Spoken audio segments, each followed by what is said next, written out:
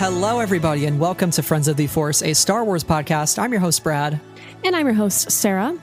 And this is Bebo's Book Report, which is a podcast series about a TV show named Star Wars Resistance that has nothing to do with books, but that's the fun in it. And today is the third annual Remembering Resistance Day. Happy Remembering Resistance Day, everybody. We made it 3 times. Yes. So if you are listening to this on August 29th, it is Remembering Resistance Day right now, today. And if you are listening to this any other day of the year, thanks for joining us. And every day is a good day to celebrate this excellent, excellent show. So use the hashtag Remembering Resistance to join in the fun any day of the year. I could not agree more. And they do say the third time is the charm, but the first and second were also the charm as well, because we've had some great interviews up to this point. And today we're adding another one. So we got the chance to talk with the voice of Torra Doza herself, Myrna Velasco. Sarah, I can speak for both of us in saying that we love the Doza family with all of our hearts. Vanessa, Emmanuel, Torra, Buggles. There's a fourth family member in there that we don't talk enough about. No Buggles erasure here. An icon. So we were so excited to get into all things Torra Doza with Myrna and talk about family and just so many great things with the character. Yes. If you don't know Myrna's work from Resistance, you might know her work from Elena of Avalor, DC Superhero Girls, Madagascar A Little Wild, among many other shows and things where you can hear her voice. So many fun things that she's involved with. And we were just, again, so blessed to talk to her for the third annual Remembering Resistance Day. So this is a longer interview than we typically have done. So strap yourselves in, have some fun. And without further ado, let's turn it over to our interview with Myrna Velasco. Oh, I know. We could try out the new Drone Blaster game I just got. It's so wizard. Let's go back to the tower. I'll get the service droids to bring us some food. That sounds good to me. What do you say, Sonara? The tower? Are you sure I can come? Of course you can come. I meant all of us. Let's go. Happy Remembering Resistance Day, folks. Today we are so honored to be joined by none other than the voice of Torra Doza, Myrna Velasco. Welcome to Friends of the Force. We're so happy to have you. Thank you so much. I'm so happy to be here with you guys in a virtual space. We are so excited because the Dozas are one of our favorite groups, ensembles in Star Wars. I think that family means so much to us for so many different reasons. Let's kick it off with, 3 years later, the show has come to a conclusion. We are here remembering it. I want to start with, how do you remember Resistance all these years later? That's a great question. As a blur. No, kidding. Kind of kidding. I honestly do remember it as this tipping point for my career. It was the first thing I had really booked that was major. I had done little bit parts on camera for Modern Family, and I had done some commercials in Spanish and stuff like that. But before I started working on Resistance, I was kind of ready to just pack it up. I was ready to be done with the slog of auditioning in LA. I was seeing the horizon of my 30s, and I was like, oh, I have nothing to show for this. So I took this yoga course to learn how to be a yoga teacher, and came up with this brilliant idea that I was going to be this traveling yoga teacher throughout the world. And that was calling to me. I was like, that's kind of what I want to do now. And actor life be damned. I don't really need it anymore. And right as I was really in the thick of this 500-hour training process to become a yoga teacher, I got a call from my agent that was this Lucasfilm animation studio, do you know what that is? And I was like, yeah, Star Wars. And she's like, nah, it's not Star Wars, but it's the company that produces Star Wars. I was like, okay, sure, what about them? she was like, well, they want you to come in and audition for them for this animation they're working on. It's just this little tiny role. They're thinking they want some Latin American people, and they just want to like hear what certain accents sound like. And I was like, okay, fine. I'll fit you in between my yoga classes. Why not? So I go to this audition, and my agents are amazing people in that they recognize that like she's so checked out that we can't put stakes on this. Otherwise, she'll be like rethinking her whole life again, and that'll just be a mess. So I go to this audition, and then I quickly realize it's a test, a chemistry test. And I was like, oh, shoot. But in my mind, I'm still like, yeah, but they're not testing me. I'm not going to be one of the characters. They're just looking for Latin accents, whatever that means. And I go through the test, and I meet these like wonderful actors, like Christopher Sean and Scott Lawrence. And I'm like, these are like big people. Cool. Good for them. They're going to book this animation. And, we start going through the lines, and I was like, they totally lied to me. This is Star Wars. Like, what the heck? I kind of wish I could be on this show now. And then, but the audition happens, and like, I'm still like, meh, whatever. I guess these guys are going to have a great time on the show, but I'm going to go teach yoga in Germany and in Hawaii and all over South America. So whatever, that's fine. I don't need it. And as like the big thing that I remember of like this first kernel of kind of the spark of like coming back to this career choice, to this path, if you will, was that after the audition, Christopher Sean and I walked out together, and he goes, I think you booked it. I think that role, that Torra Doza role, is yours. And I laughed, and I was like, no, I didn't. I did not book this. Like, don't say stuff like that. That's not real. And then, he gets into his BMW, and I get into my like 2006 Honda Civic, bumping away. Like, okay, peace out, man. No, I tease. I think he was also driving a crappy car, but I don't know. I don't remember that part. But so like that was my first memory of Star Wars, and then of Resistance, not of Star Wars in general, but of Resistance. And it was just such a beautiful, like 2 months go by. I'm starting to teach yoga, and then all of a sudden I get a call from my agent again going, okay, are you ready to record this show? And I was like, I'm an actor again? What? And I was so scared. I was so worried that I was like gonna fuck up. This felt like a lot of pressure.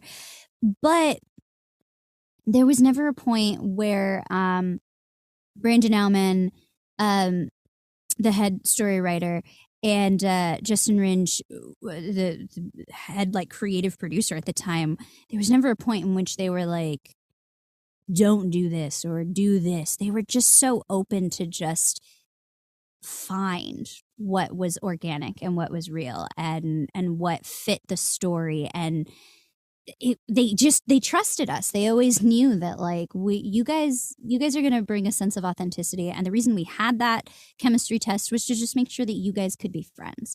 And as long as you keep that in mind, the story is going to come out, and that's all that we care about. And it was just, it was just such a really heartwarming overall experience making this show that I almost forgot that there would be a show at the end. And like, I was just having so much fun getting to know Kaz and getting to know Tam. And we were so lucky. This was the before times where we could be in the same vocal booth at the same time. And just like the joy and like, I'm never going to be able to express how important it is to say your lines, read your lines, because in voiceover, we're lucky that we have the script in front of us. We don't have to memorize anything. So we're saying our lines, and there was just something about being able to look up across the room and make eye contact with the person playing my dad, and see Captain Doza and him react. And then we're just like, we're not we're not acting, we're not pretending, like we're really here. This really feels real. And now it's like we can't do that stuff anymore, and I don't know what's real in this little isolated booth of my life. But yeah, so I guess the longest answer I could ever give you is that my first memory was just this heartfelt journey into being accepted by friggin' Lucasfilm Animation, and like that being my first major foray in as a series regular in an animation or any kind of TV show. Like I worry that I've already hit my prime and I'm done here, guys. Well, as much as we love Torra and as much as we love Resistance, there's no way. Like, there's no way. There's even greater things on the horizon. I have no doubt of that. Thank you. I genuinely hope that there is like Resistance, 3.5 years later. Where are these kids now? That's what I genuinely hope for. I mean, they got to come back to the animation. Right? Us too. I think about what they're doing or like what they could do in their lives all the time. They're all such rich characters. They've all got these incredible internal lives that we can continue to mine. As much as we are remembering, we are also manifesting every year, every August. Yes, snaps to that. Yes, thank you. So you talked about kind of your first memories with Resistance here, but what are your first memories with Star Wars? And what does Star Wars like as a movie franchise, as these things that are so culturally in the zeitgeist? Is it something you grew up with or something you found out, alongside Resistance? Yeah. So it's like a little bit of everything. I was not the biggest fan growing up.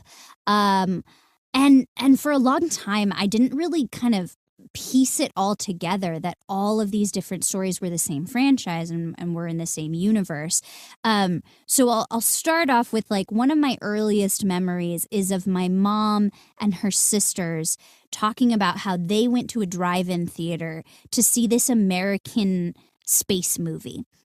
So my mom's from Mexico, and it's all, the whole memory in my mind is in Spanish, where they were still learning English, her and her sisters.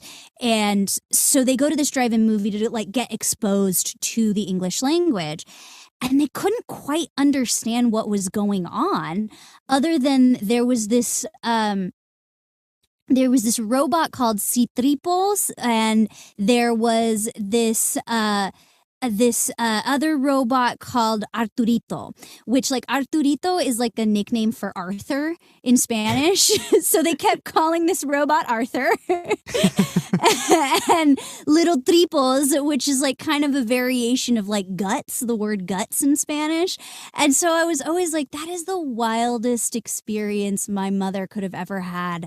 I wonder what movie that was. Like, what 1980s space movie that had Gut Guy and Little Arthur in it? I'm never going to know. I'm just never going to know.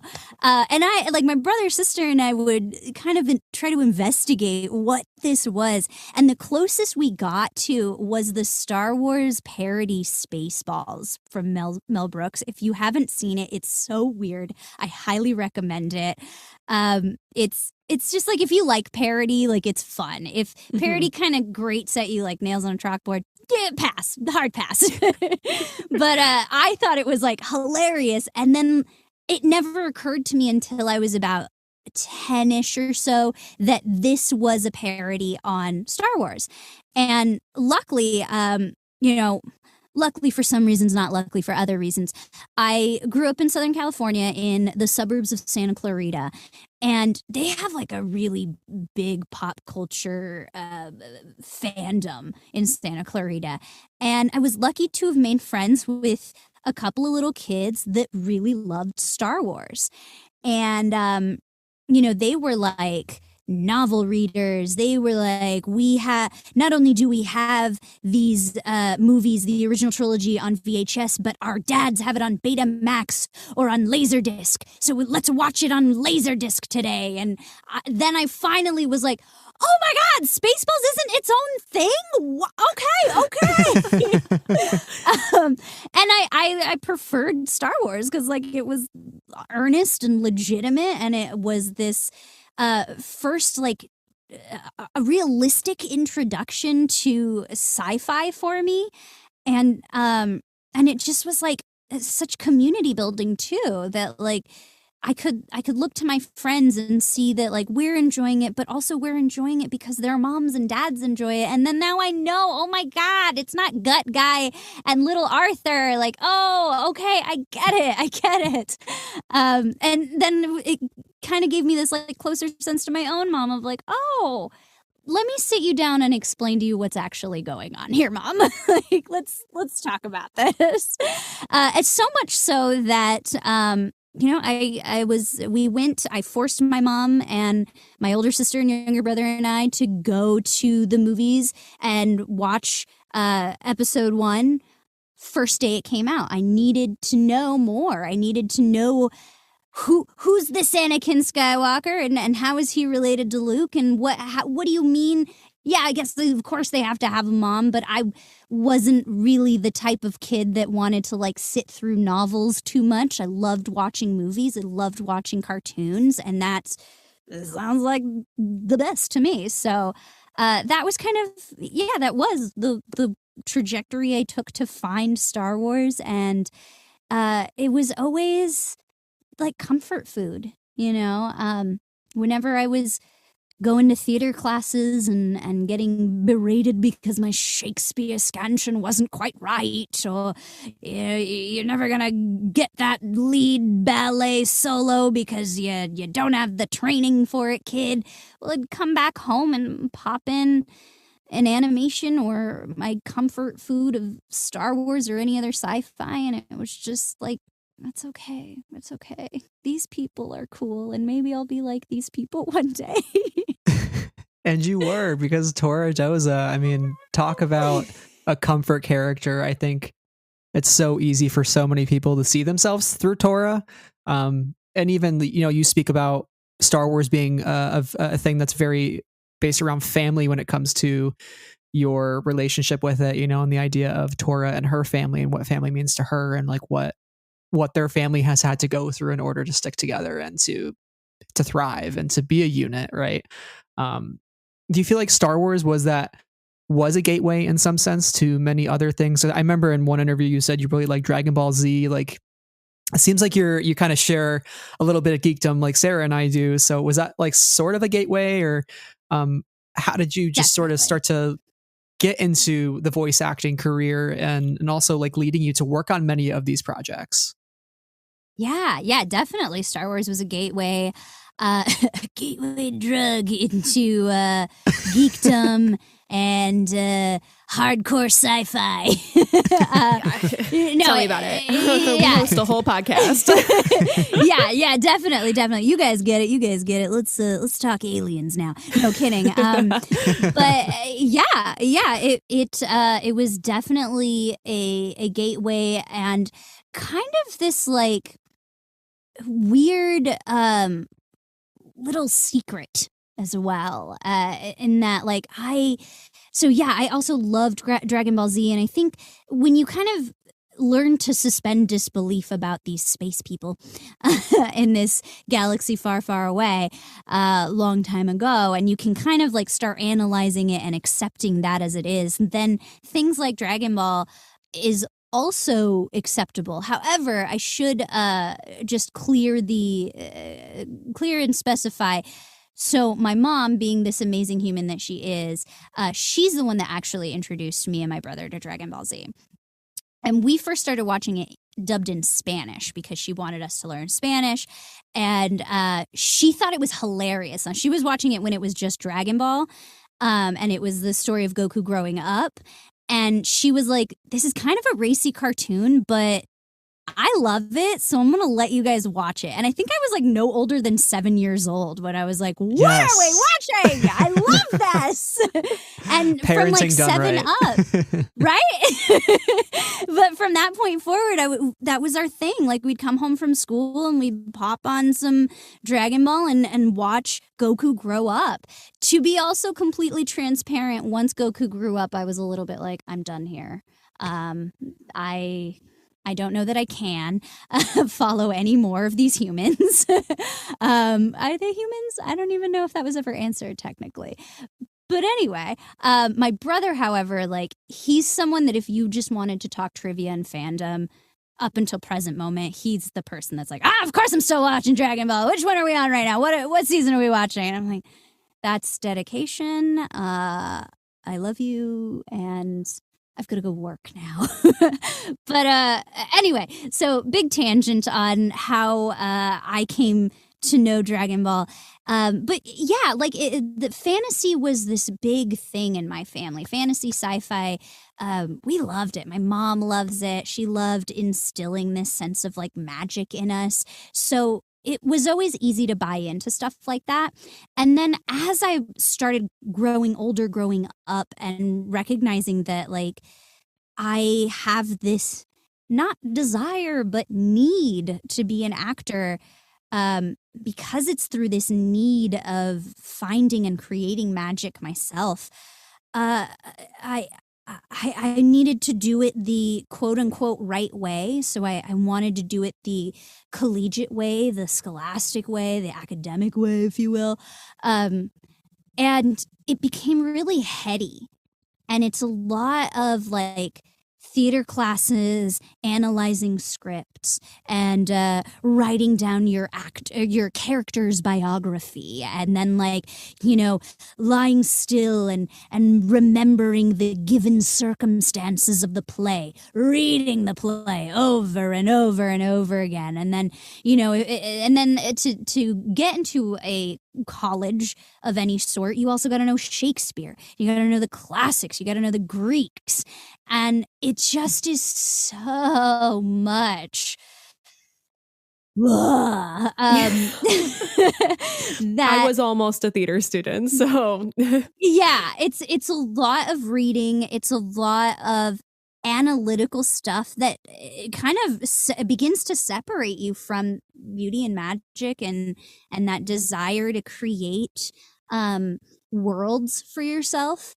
So whenever I would be done with like what was seemingly and practically, you know, 13-hour days in theater class, and then they tell you gotta be a triple threat kid, so you gotta sing, you gotta dance, you gotta act, but now you also gotta write your own plays and you gotta produce your own podcasts. And so yeah, so it's a lot. Kids go to school for science and mathematics. It's much more cut and dry, I hear. But so yeah, I get through these like long days of not like emotional sad days, and then like reading for hours and hours and analyzing the life of William Shakespeare to get a good grade in the theater history class. And all I just wanted to do was just like watch something that made sense and was simple, and that was animation and sci-fi and fantasy. And that like I didn't realize that's what I wanted to pursue. I didn't realize for so long that like, of course you're going to be a voice actor. You fall asleep to Ren and Stimpy. Like you can quote the Flintstones and Scooby-Doo. Like, you don't know. Maybe I know other stuff, but the stuff that I know in my sleep, in my bones, is animation. And it took me quite a long time to figure that out, all the way up until my beautiful agent signed me, and they were like, you know, we actually think you're very talented. And I was like, that's weird, because all of my on-camera people think I suck. And they're like, well, we bet you they don't think that, but you probably have just more confidence in the booth than you do on camera. Consider that. And I still consider it to this day, and I'm like, I think they're lying. But they might be onto something.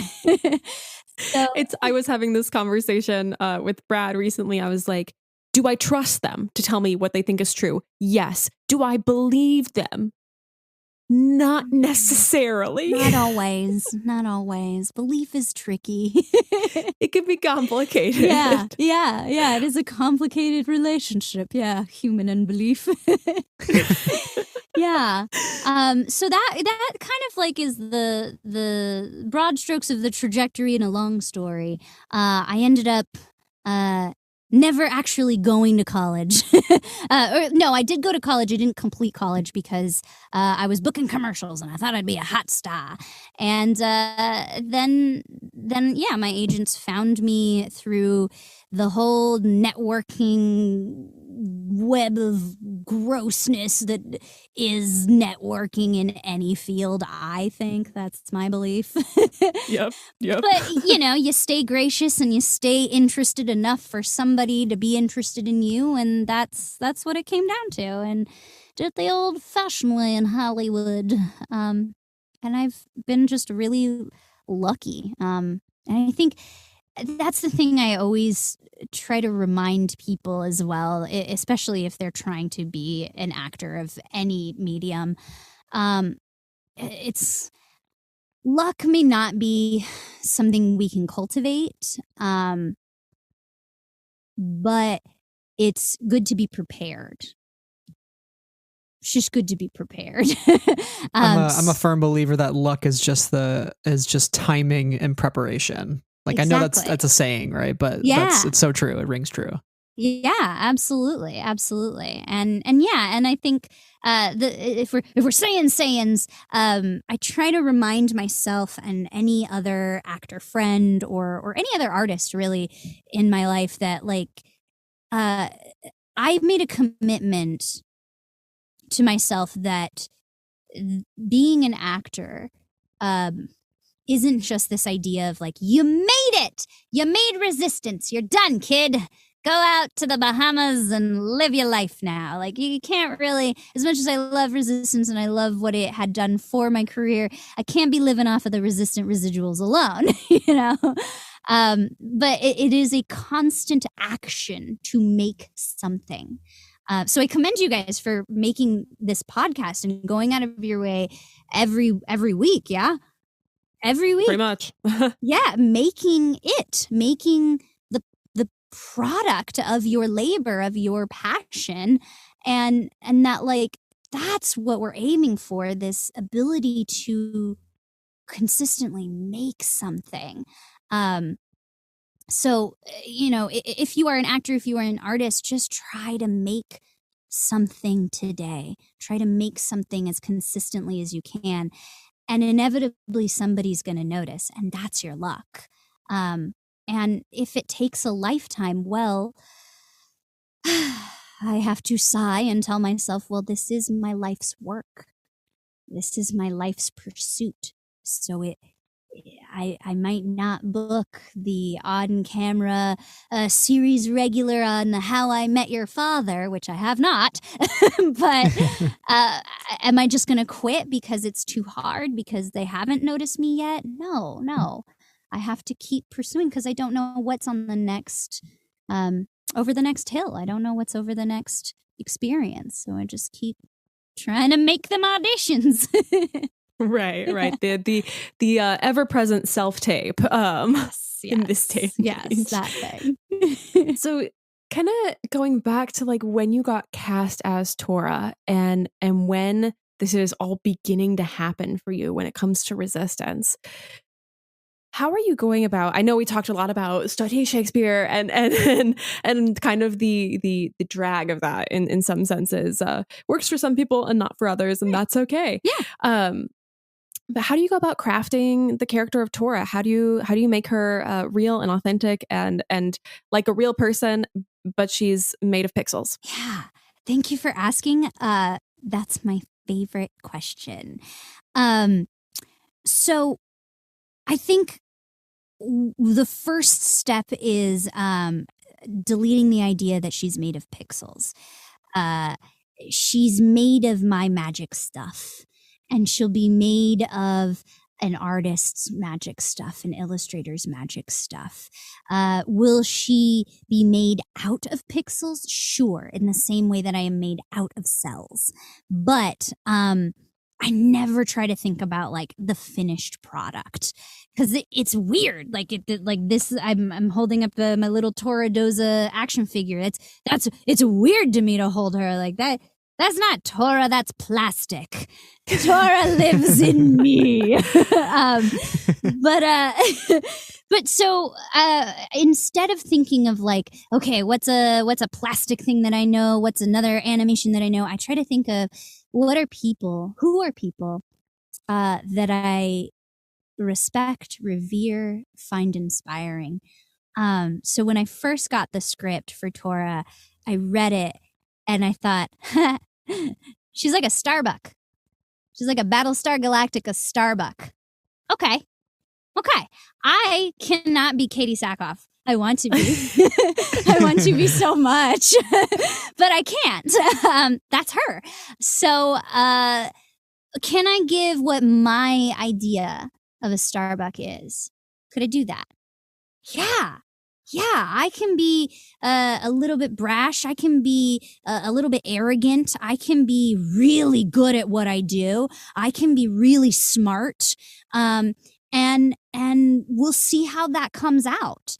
And just, inherently, I am a higher pitched voice. I am a quick to smile person, even and especially when I'm anxious and nervous. I smile because maybe I'll ingratiate myself with you if you think I'm nice. I can relate. So, yeah, right? I feel that on a deep level. Yeah, right. Yeah. If I smile, they won't hit me. I don't know. But so inherently, those are the things that just kind of come out. I spent a long time in theater school trying to control those aspects of myself. And inevitably, I think we all, when we're trying to control that inherent aspect of ourselves, it just starts rebelling either way. So I was pretty lucky that Torra rebelled from being a tough Starbuck and a F-you kind of character. Like I can't necessarily do that with a straight face.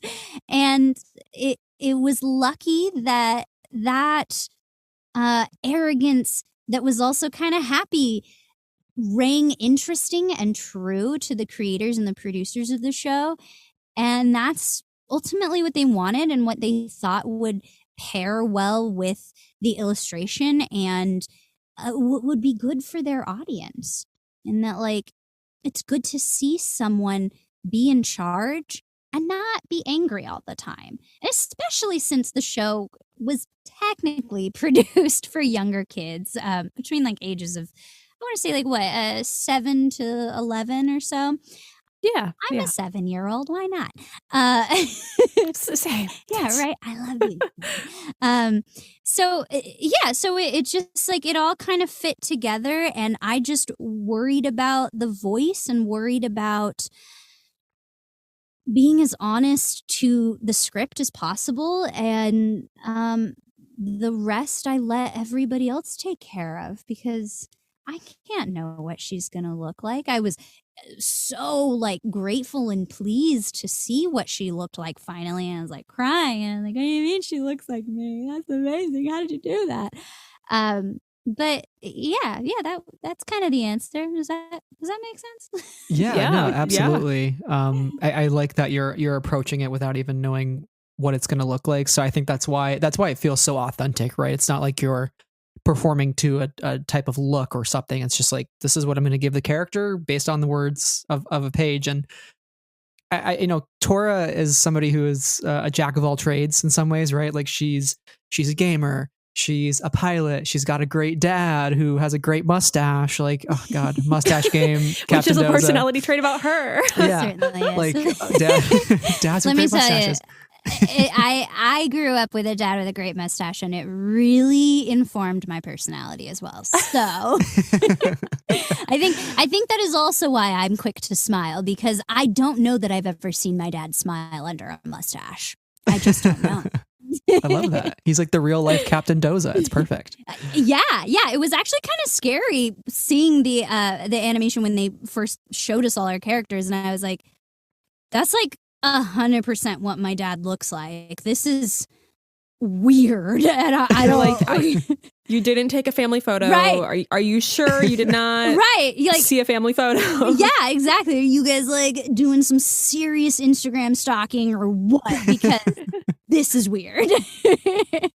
Anyway, I'm so sorry, Brad. As you were saying. Well, that kind of leads me to my question is like, in what ways do you see yourself through Torra? Like, she has all these traits. Like, she's a pet owner. She's just a ball of fun. She's a ball of energy, and she just seems to really love life. Like, she just loves to be unabashedly herself. Like, what ways do you see yourself in her, and how does that help you? How does that help inform the performance you bring to the character, especially as you start to see what she looks like throughout the seasons? Yeah. I mean, I would say that like the thing I see the most in her that is me is that deep sense of trying to connect. So season 1, she's like super isolated. Don't we all know that feeling now? And she, almost is like a little bit annoying to Kaz in that she like wants to hang out with him, and she wants to hang out with the Ace pilots, but she sure as hell doesn't want to talk about work. And she wants to connect with all of these people, and that like I think the producers really honed in on that. Like, that's what I was always trying to do, is that I wasn't just trying to connect with the words on the page and the story that we were telling, but that I was like asking Susie McGraw, who plays Tam, like, oh my God, like, what part of England are you from? Like, where did you grow up? That's so cool. And like talking to I started talking to Jason Hightower, who plays Captain Doza, in Spanish, because I like deeply wanted to connect our Latin roots together. And he like looks at me blankly and is like, I don't speak Spanish, kid. I was like, oh, okay. I'm going to use this as fuel. I feel awkward now. But I would say that like that's really what I see when I watch this show, that like she loves so much and she wants to be friends, and not just like, hey, we're like holodeck friends, but like we're friends. We will go through everything together, and I'm committed to go through everything with you. And to like make that known that like you're definitely probably gonna die, but know that I respect you for it. And like that's that's the type of friendship I want someone to give me one day. No, I think I have a couple friends that are like that. Anyway. Cool. Yeah. And also, like, she's a pet owner. I'm a pet owner. She's I'm actually not a gamer, so I think she tops me on that. I wish I had the dexterity, the finger dexterity, and the patience to learn, because as soon as I hear like something explode or something go wah wah, like my whole nervous system just freaks out, and I'm like, I failed! No, I can't do this anymore. So I like deeply respect her for being a gamer, and I deeply respect anyone that has like the bandwidth to be a gamer as well. Me on easy. I'm like, okay, we're gonna play this campaign. What's the easiest mode we can get it to? I'm here for the cutscenes, the cinematics, and same to walk around in the planets. Yeah. Walk around and like tap all the. Oh, I'm so bad at it. The how many dogs can I pet? Yeah, what are they called? The non-playable NPCs. Yeah, the NPCs. I want to like know more about them than they're willing to give. Like, yeah. No. But really, how are you today? Oh yes, you're selling fruit. That's lovely. But like, what do you feel about that? Like, How long have you lived in town? You know? yeah, exactly. What's your favorite thing to do on a Saturday night? I need like I get that. I need like the virtual reality Colossus game where I get to walk around the Colossus and talk to everybody. They're just all NPCs. I'm like, tell me about your life. Tell me about where you come from and what you do for a living. Yes. Don't you guys want to know? Okay, I don't even know if I don't remember. I feel like Justin gave him a name. The janitor, the Colossus janitor. Yes. I want to know. Yeah. I want to know everything about him. Yeah. How did you get on the Colossus? How long have you been here? What's your family like? Your galaxy of origin. Tell me everything. Are you being paid fairly too? Most importantly, are the wages here good? I need to know this question. Yeah. Follow up Hard work. question. Is the Colossus union? Just curious.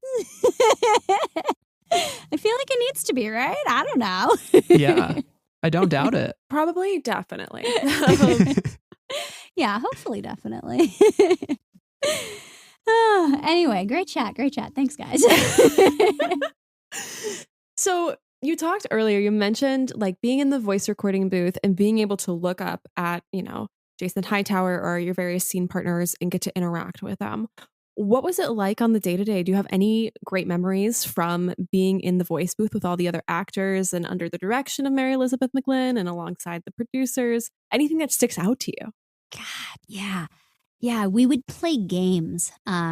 So there's like a lag time between the vocal director and the producers and writers deciding which takes they're going to use for each scene. And so that kind of like, we'll take a chunk of like maybe 4 to 10 lines. And that'll take usually no more than a minute to perform. And then the producers then take like 4 minutes to 15 to decide like, okay, which take on Kaz's line 137 do we like? What if we splice these 2 takes together? What does that sound like? Let's do a comp of those. All right, can you bounce it out and then we hear it all together? But they do that all on mute.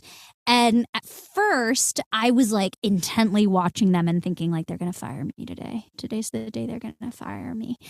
And Scott Lawrence, who plays Yeager, he was our Yeager, like he would read our emotions and our like mental state and would be like, okay, I got it.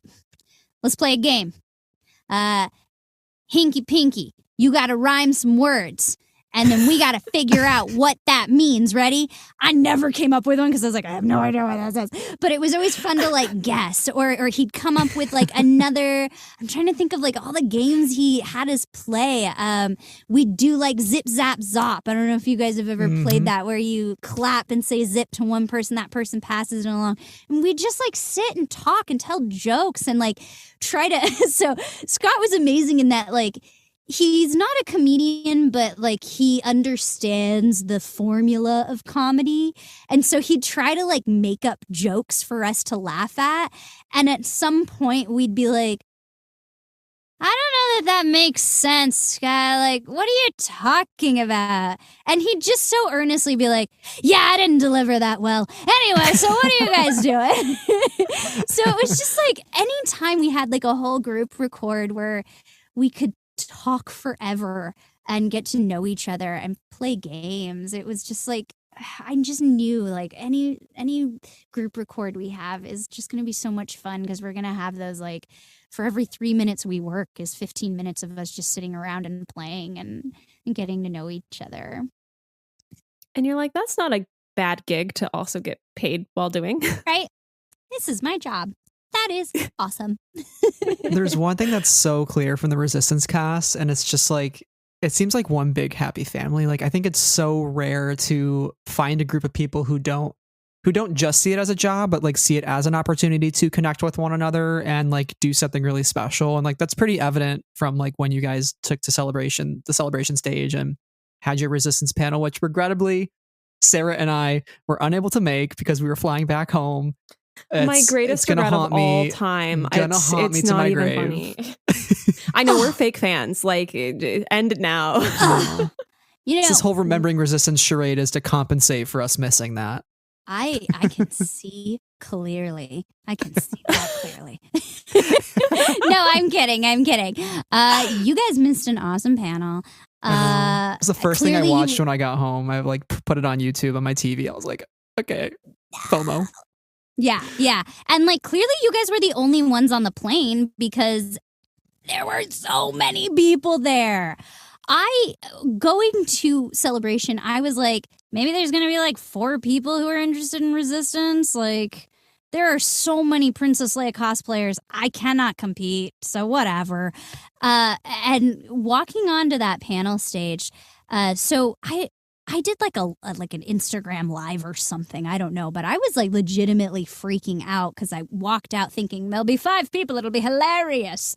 And I'm recording as they're recording us and I'm recording them. And Bobby Moynihan is recording me, recording him, recording them. And we both are like, this is wild. There are so many people here. Like I didn't know there were so many fans. I legitimately didn't know that like so many people liked us and liked the show, and it was so cool. It was just so cool to be back there, and so like people like Bobby Moynihan, not Billy. Who's Billy Moynihan? Bobby Moynihan. It's the evil twin of Bobby. Yeah, get on it, Bobby. Show us something funny of that. Yeah.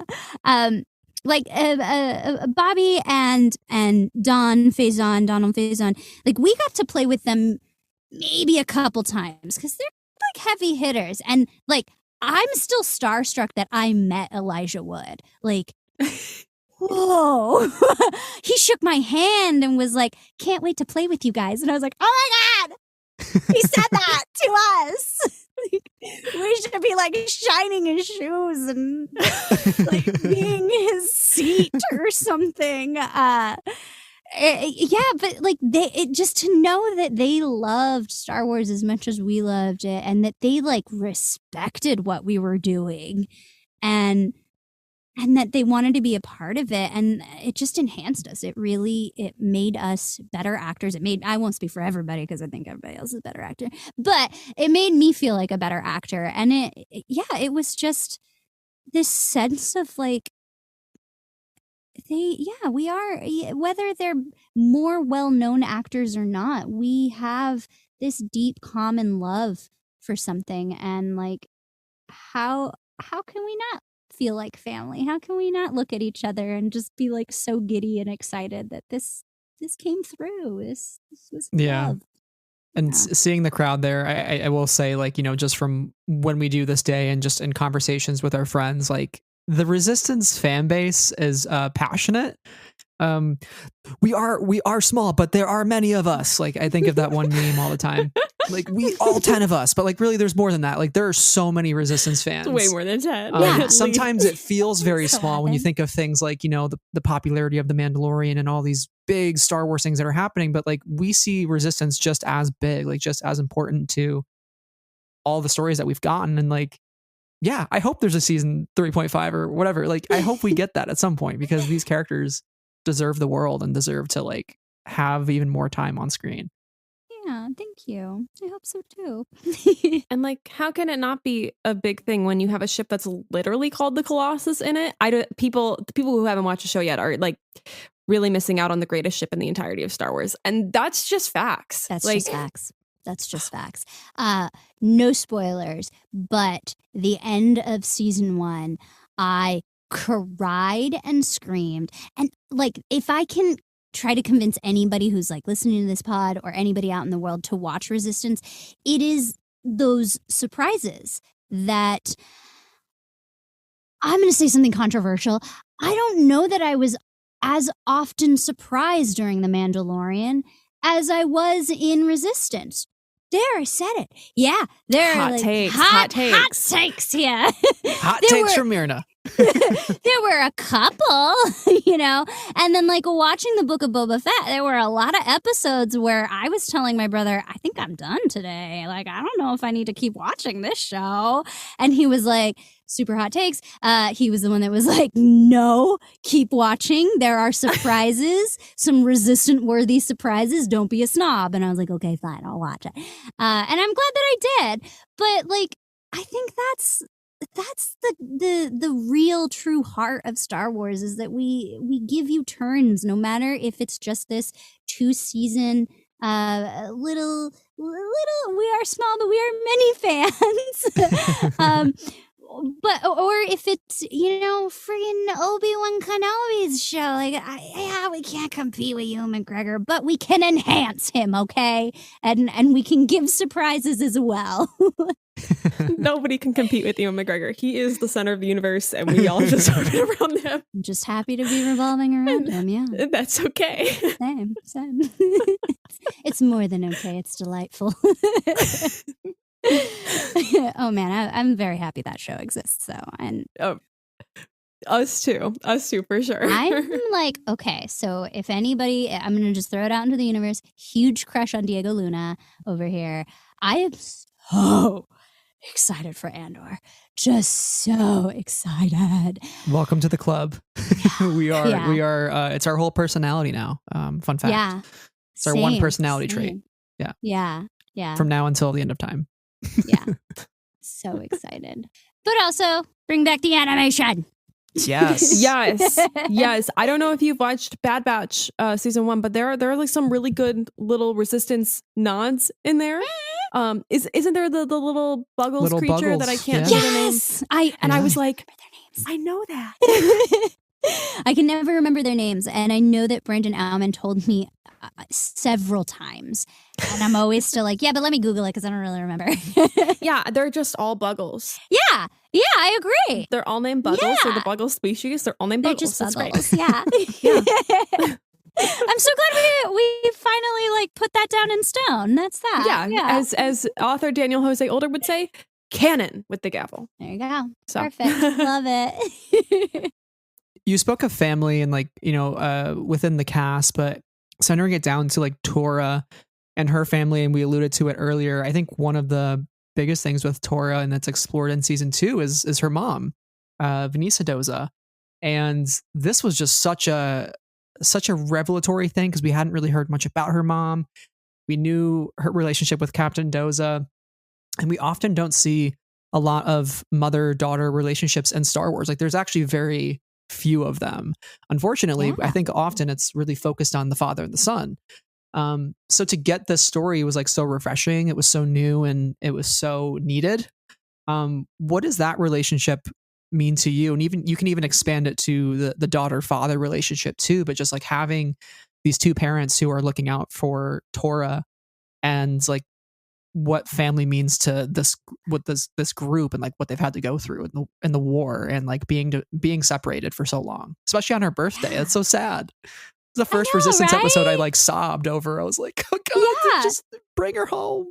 Same, right? Yeah. I remember reading that episode and being like, I'm so honored they gave us a birthday, and at the same time, like, I struggled with Torra for a little while when we were first developing the character, because it, when we finally came together, directors and writers and me and the whole cast, we were just kind of like, okay, who is she really? We like that you came up with this like tough pilot, but we can't, for copyright infringement purposes, we can't really actually give the world another Starbuck from Battlestar Galactica. So who is she really? And a lot of the times I was like, well, she is a daughter of some captain who is very mean. Okay, what else? And so they always wanted to soften her and then like give her this kind of direction of like, and she can be tough because she also has a mom. But when we were recording season 1, there was never really talk of her mom. And I didn't really know how to like shape her into a tough woman without falling into like the tropes of a tough woman, which I don't know, I'd venture to say is a lot of women these days, and a lot of girls these days were given princesses. And why do I love Princess Leia so much? Why do I think most girls and women love Princess Leia so much? She had a blaster and she was tough. And that was really hard to wrap my head around when you've only got one, or if you're not exposed to one at all. So when I finally met Tasia, the voice of Vanessa Doza, it just clicked. I could, the happy birthday episode, I could tap into like, what's it feel like to be sad? What's it feel like to not get what you want? What's it feel like to miss someone? Okay, cool. But when I finally heard Tasia's, Vanessa's, my mom's voice, it just clicked in that like, oh, I'm tough because she's tough, not because I have a chip on my shoulder because my dad's strict AF. I'm tough and I know stuff because she taught me everything, and she did it with a very specific guiding force that was full of love and confidence that like you don't often get from, or at least I didn't get from my dad. And another thing that I thought was so cool about that relationship was growing up. I'm super close with my mom. Like to this day, she's one of my best friends. She's my first best friend. And the idea of like not being around her legitimately horrifies me. Like, what do you mean you can't be around your mom? Like, what do you mean you don't see your mom for a year? Oh God. So that was like something I could tap into. But then I recognized that like my dad 90% of the time was gone. He was working, he was on trips, he was doing his life to help provide in some way. And to be able to flip that dynamic around, I thought was so cool.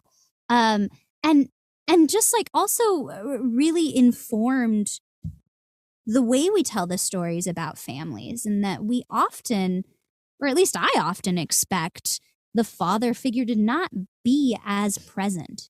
And watching Resistance, you can really see how Captain Doza struggles with being strict and struggles with, is he doing the right thing? Because he doesn't have a partner to bounce that idea off. Am I supposed to keep her in her room? Is it safe to have her as an ace pilot? She's so young. She's getting involved with this boy, Kaz. Who is that? And then like when you finally get to see the unit together and see Vanessa and Emmanuel talk and connect for that love for each other and for their daughter, and that like they're making sacrifices left and right, and they're doing it for love, and they're making compromise with each other. Vanessa's freaking compromising her own safety, and like I think that's like such cool and legitimate couples goals, like to just deeply care about each other and to say, hey, you got to do something outside your comfort zone because I have a set of skills that you don't. I have a conviction for something that maybe you don't right now. I have anonymity that you don't. And trust me that I'm going to come back, and trust me that I'm doing this out of love. And they do. And it's like, I love you. Love you, mom and dad.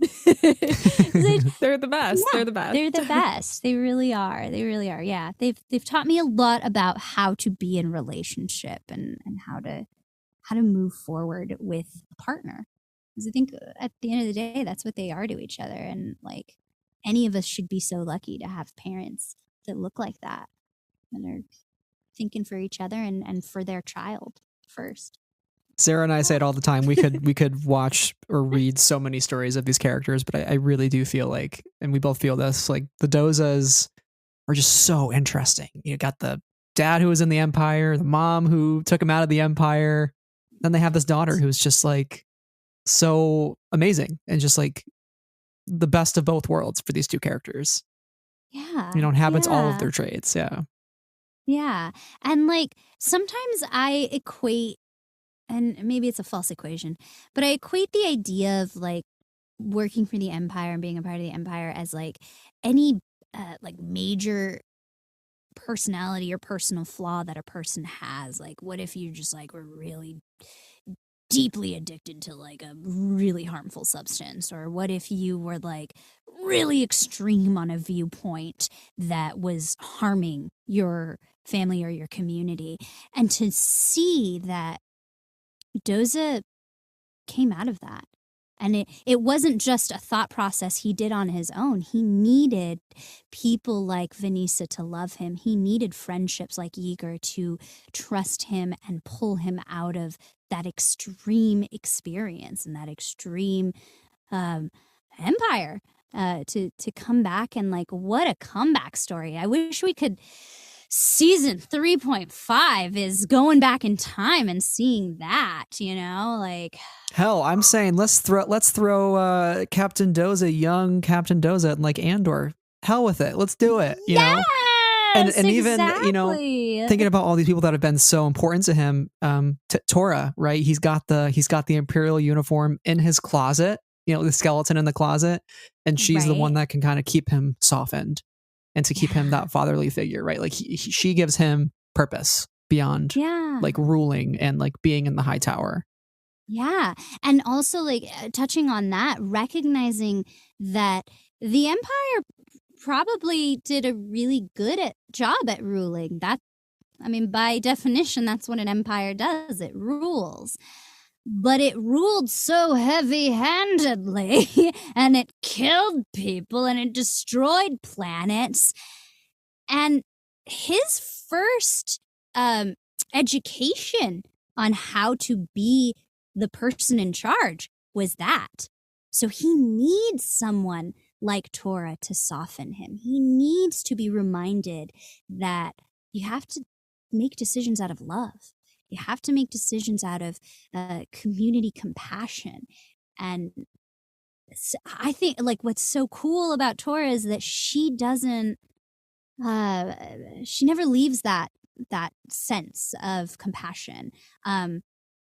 And she's like probably smarter than I ever was at 15 in that she could really like she emotionally intelligent, that she could recognize in herself when she was bored, when she was frustrated, when she was scared, and never walked towards those dark feelings.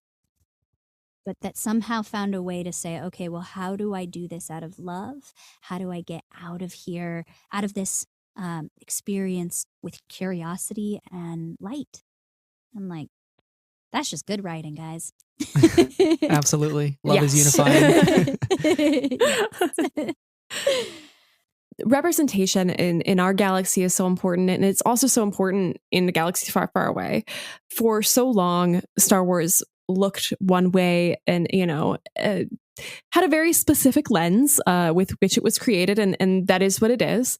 But what does it mean to you to be a part of the Star Wars galaxy and to bring, you know, your Mexican American representation into the show through Torra, through Resistance, etc.? It means the galaxy to me. I will buck at that, and I often buck at that specific argument that it's looked a certain way.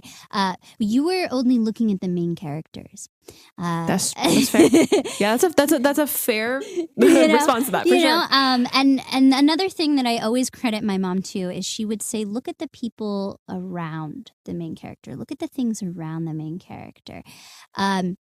Now, what's huge and what's so like uplifting is that I don't have to do that anymore. And people of color don't have to do that anymore. We don't have to forsake the main storyline to try to find ourselves in the background. And that's the thing I'm most passionate about is that we are, yes, we're giving you storylines that a certain demographic of certain Americans are maybe not used to, but I try to talk about it in the same way that I talk about nachos. Everybody loves nachos. That's true. Even Torra. But when you first are introduced to a plate of nachos, it can feel intimidating, scary, weird. I don't like spicy food. Don't put jalapenos on it? What do you mean melted cheese? I have to use my hands to eat this? Yeah, there's a lot of different things going on. But if you wash your hands, get yourself a little clean, and try it, you'll find something you like in it, and you'll find something you identify with. And then, of course, if it's still too spicy, if if Diego Luna is going to be too spicy for you, well, then fine, more for me. But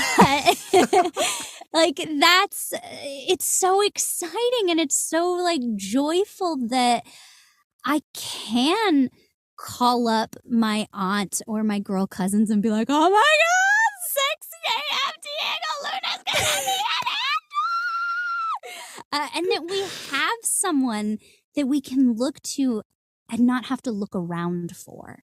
And that's just huge. And if you've never done that, I highly recommend going to a part of town or watching a foreign film and try to find people that look like you in the background and notice how frustrating that can be.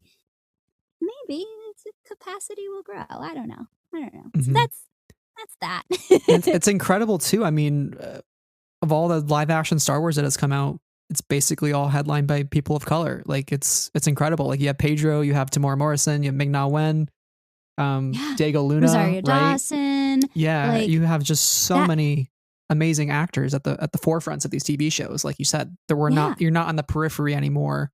They're at the forefront.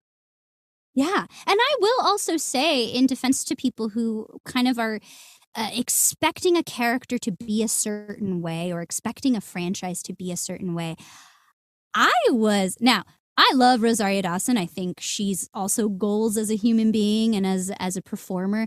But I was like, how could that actress, how could that woman be Ahsoka? I don't think it's gonna work well.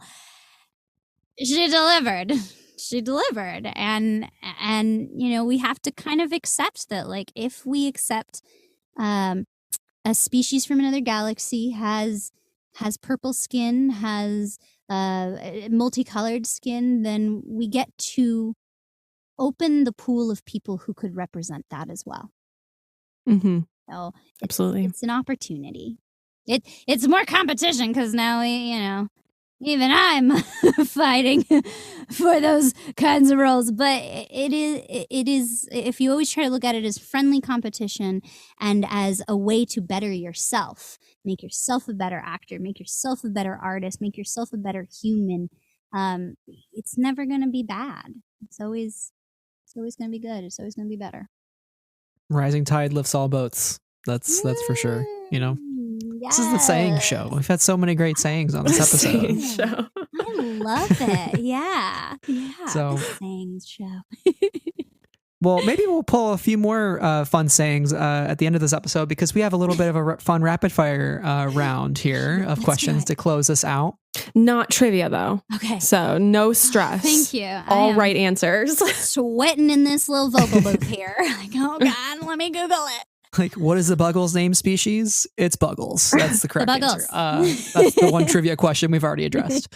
What is your favorite Star Wars story? There's so many of them. Animation, live action. There's just so much to choose from. Darth Maul's story. Yes. Easy. Ooh. Yeah. Such a cool character.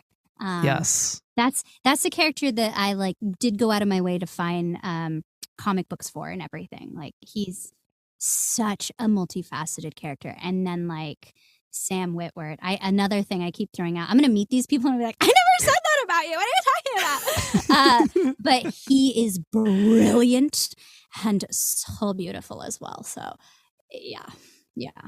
It's true. It's true. Yeah, it is actually true.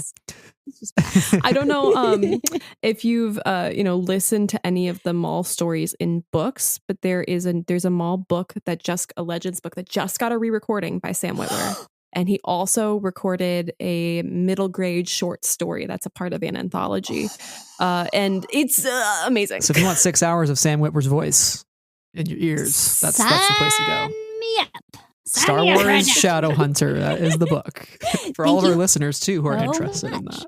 Yes, thank you so much, Shadowhunter. I'm writing it down right now. All right, more rapid fire. All right. What do you hope viewers of any age take away from Resistance? The love, the family. Yeah, especially if you feel like I don't really love my family right now. It's a good substitution. Team Colossus, you cannot go wrong. Can't go wrong. You've already, I think you might have already kind of answered this, but Torra memorabilia, you have the action figure, you have the patch. Is there anything else in your arsenal that you remember for Torra through? Yeah. I have the action figure. I have the action figure of her ship. It's not Torra, but it reminds me of Torra. So before I could tell anybody that I was on Resistance, I couldn't even tell my own family. My brother got me this Princess Leia shirt. And I used to wear it like every day for May the 4th. And I've got like pictures on the Instagrams for it as well. But for some reason, like it always reminds me of Torra. And I've not like worn it in a little while, but I'm never going to get rid of it because it just is like, that's my tie to Star Wars and like this weird Inception-y kind of thing that my brother didn't know I was in Resistance. And yet he gave me this shirt that Christmas right after I had started recording, and it was just like, this is so many memories here. Finally, what does Star Wars, your whole Star Wars experience, mean to you at the end of the day? We ask the really easy questions in rapid fire. Yeah. And you can only get one word. No, I'm just kidding. Okay. No, that's a joke. That's a joke. Take whatever time. The major one word is and I'm going to give you like 12 words after it, but opportunity. And not just that like it was my first major opportunity as a career, but that the idea of traveling in space, the idea of visiting multiple planets in a day, the idea of visiting galaxies and going the speed of light is such an opportunity to imagine, but also like for some reason I'm plugging maths and sciences, but like it's such a real opportunity that I wish we as a species could like really look to in the way that like we have to take care of this planet so that we can bring others to see it, and so that we can find a sense of identity in other planets if and when we get that opportunity to go out and to not be Earthlings anymore. The wonder of it all. We ask every guest that question to close out, and we've never gotten an opportunity. I really love that. That's a new one. So thank you for sharing that perspective. And, we hope this is not your last opportunity in Star Wars, because like we said, we love these characters. You mentioned How I Met Your Mother earlier. Hell, Yeah. let's do the How I Met Your Mother, the Doza show. All three of them. They're back. Yes! We're pitching it. We're pitching We're it. pitching it. Yes. Whoever's listening, make it happen. Write it down. Yes. But in all seriousness, we are so thankful that Torra Doza got to be a part of Star Wars, that you got to be a part of Star Wars, and we remember Resistance 3 years later. So thank you so much, Myrna, for joining us on the podcast today. Where can our listeners find you, and what do you have coming up that you're working on that we should be binging ourselves and sitting on our couches watching? Cool. Yeah. You can interact with me maybe and find me if you're a socials kind of person on I do more posting and reels and stuff on Instagram, but to be very honest, I'm not that active. My Instagram handle, that thingy, that's how literate on social media I am, is at Myrnzilla, MYRN, and then Zilla like Godzilla. It's perfect. Thank you. I was told once to change it by the industry suits, and I was like, nah. People will find me if they want to. Anyway, yeah, I have been busy working away for mother company Disney, but I can't talk about it just yet. Just know that in a few years it's going to be hilariously big. I hope. We'll see. We'll see. You can find me on the streamables right now through the DC universe. So did a little bit of a jump, a little bit multiversing. Speaking of multiverse, if you like Teen Titans Go or DC Superhero Girls, we've got a movie on HBO Max, Teen Titans Go and DC Superhero Girls Mayhem in the Multiverse. Super hilarious. Just like good, clean, old-fashioned silliness. To look out for are a couple of things through the same platform, maybe, but how cryptic can I get? The one I can talk about is Batman and Superman, The Battle of the Super Sons. It's going to come out, I believe, October 19th on DVD and Blu-ray. A couple weeks or a month or so later, it'll be on HBO Max as well. I play Wonder Girl, which is kind of another really cool experience, if I say so myself. If you find yourself babysitting 4-year-olds or younger, pop on Santiago of the Seas. I'm a bad guy. More fantasy for you. It's a pirate show. It's really adorable. You'll also learn a couple of words in Spanish so that you can up your babysitting rate. Be like, I taught your child how to say muchas gracias. So, I play Escarlata la Pirata. It's super duper cute, super wholesome. It's one of those things that if you're having a really bad day, it's just like nice to pop that on. I believe it's on Amazon Prime, but it's through Nick Jr. So find me. I'd love to say hello. So many great things you're working on, and we'll be on the lookout for those. So once again, thank you so much for joining us. It was such an honor. We hope you enjoy your Remembering Resistance Day and rediscover the joy through the series. And until next time, may the force be with you. Oh, thank you both so much, Sarah and Brad. Thank you for having the patience to wait for me to come on to the show. I have been quiet this past pandemic years, so thank you so much for remembering Resistance and, like, by extension, remembering me. That's huge. So thank you, and may the force be with you as well.